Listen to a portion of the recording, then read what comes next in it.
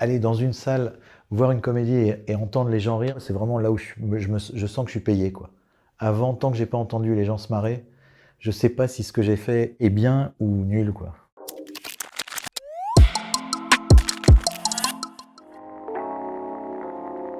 Bonjour, c'est Alain Chabat sur Melty et on va parler de Incroyable mais vrai.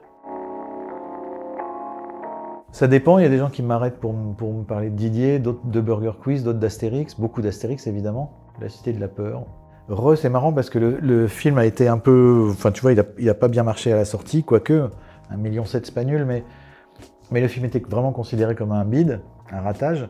Et puis après, avec les années, je sais pas pourquoi les gens se sont emparés de ce film. Je vois des mômes me parler de quoi. Le truc, il était raté à ce moment-là, puis c'était pas le bon timing, ou j'en sais rien. Enfin, bon.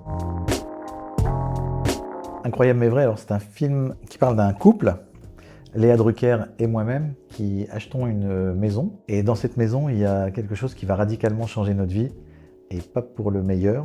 Moi, je trouve le film très marrant, et je vous engage à aller le voir.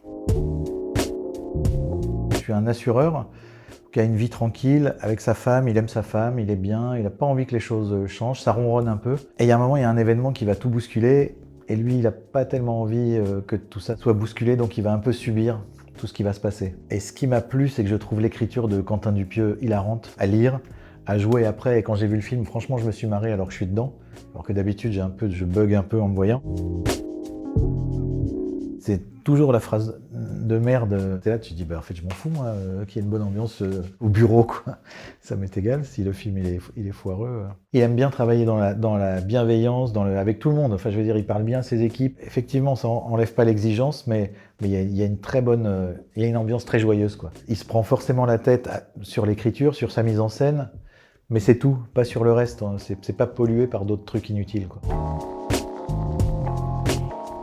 Si c'est bien écrit, si la personne qui écrit ça ou qui dirige a une vision claire et qu'elle me demande de le faire, je pense que je vais y aller. Sauf si c'est un truc où vraiment je me dis non, ça c'est impossible que je joue ça. C'est gentil de me proposer ça, mais je pense que je suis pas la bonne personne. Ça m'est arrivé quand même, ouais. La famille Bélier, 1000 fois François Damiens que moi. J'aurais jamais fait ça. Et c'était gentil de la part d'Éric, il avait envie de retravailler avec moi et tout. Mais je lui dis, je suis pas le bon gars, quoi.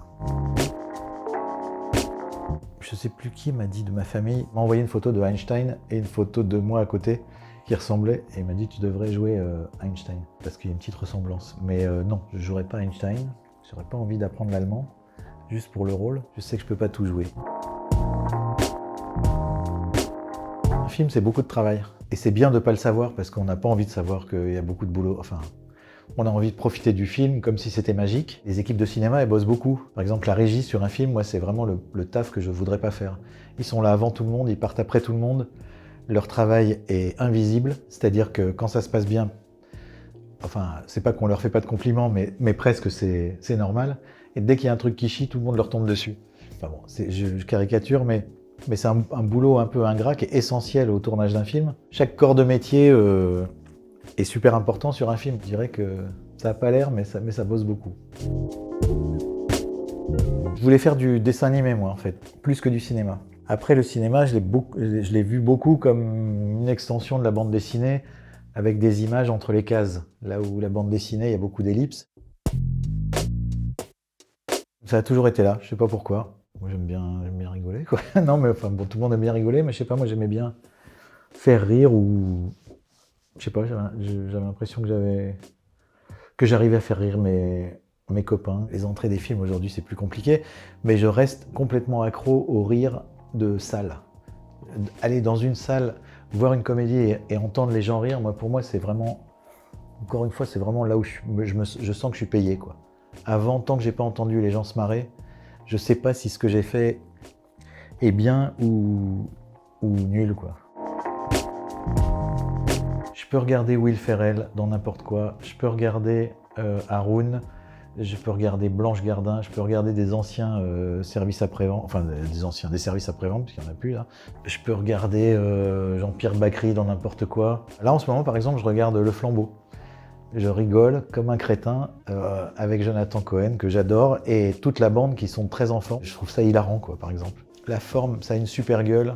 Voilà, j'adore Le Flambeau, par exemple. Faire, c'est ça qui est bien. Un téléphone, tu fais des trucs. Pas trop se poser de questions et puis Et puis faire. Hein. Et puis on vous laisse la place. Franchement, nous, ça y est, on a fait notre temps. Allez-y.